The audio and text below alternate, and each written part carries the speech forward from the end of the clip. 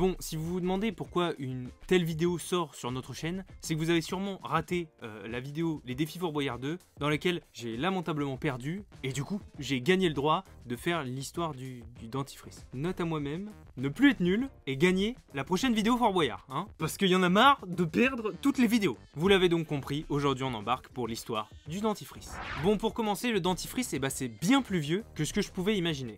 Quand j'ai commencé les recherches, je me disais que bon, ça avait dû être inventé dans les années 1700, 1500. Pas du tout. En effet, on retrouve des traces de mixture pour l'hygiène buccale. C'est fou comme hygiène buccale et mixture, ça va pas du tout ensemble. Donc les premières traces de l'ancêtre du dentifrice remontent au 4e siècle avant Jésus-Christ. Bon, à l'époque on n'était pas sur du Colgate goût framboise, hein. On était plutôt sur du sel, du poivre, des feuilles d'isis et de la menthe. Oui, bon, j'avais pas de menthe.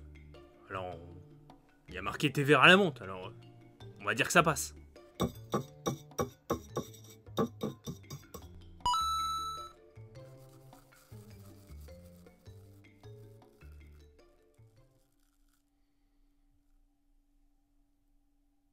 Mais c'est dégueulasse en fait. Si on avance jusqu'à l'Antiquité, on était plutôt sur des bâtonnets à mâcher pour entretenir ses dents. Oui, les mêmes bâtonnets à mâcher que tu donnes à tes chiens pour entretenir leurs dents. Exactement les mêmes. Tout ça pour dire que l'hygiène buccale a une place très importante dans la société, et ce depuis aussi longtemps que les plaisirs buccaux. Pas sûr de la finalité de cette blague.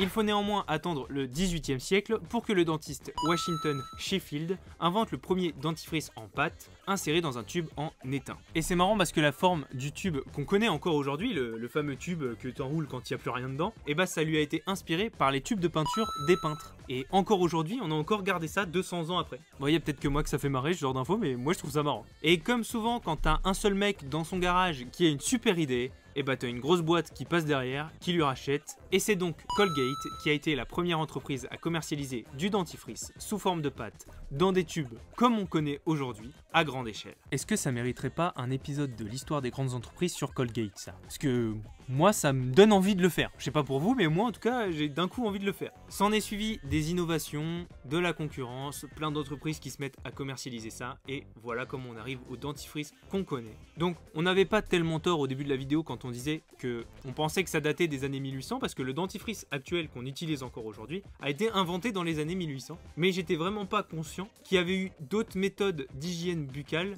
avant les années 1800. Je me doutais bien que les gens se brossaient les dents et qu'ils n'avaient pas tous des dents pourries, mais je pensais juste qu'ils se brossaient les dents sans produit particulier. Juste, ils se brossaient les dents et puis ça éliminait une partie des saletés. Et donc finalement, ce gage, il nous a permis d'apprendre des trucs qui seront pas forcément utiles dans notre vie, mais qui font partie de notre culture générale, et que ça pourrait être utile, voilà, un jour en débat. Oh, quand est-ce que ça a été inventé le dentifrice? Et ben vous pourrez répondre en 1800, Colgate, les premiers inventeurs, etc., etc.